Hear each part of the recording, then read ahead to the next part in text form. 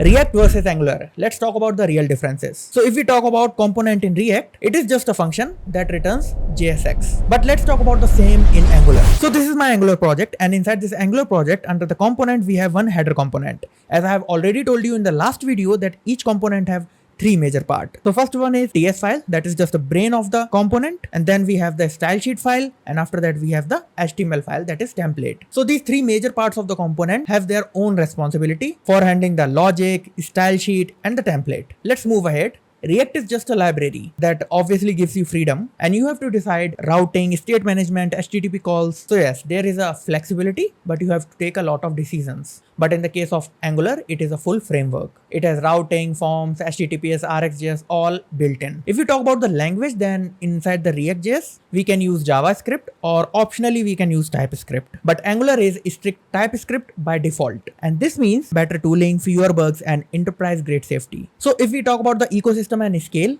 React shines for startups, quick apps, and experimenting. But in the case of Angular, it shines when the app grows big. Some of the examples like banks and some dashboards or the inventory management at the back end. So it is actually made for scale, and that is the reason why bigger enterprises and the bigger companies use Angular. So React is freedom, but more decisions. Angular, where all the structure and everything is included. So if you want to move fast at scale, then Angular's conventions can save you time. So follow along. In the next video, I will show you how to create your own component from scratch. If you have really enjoyed this video, please share this video with friends, save the video, and don't forget to drop a like. I will see you in the next one.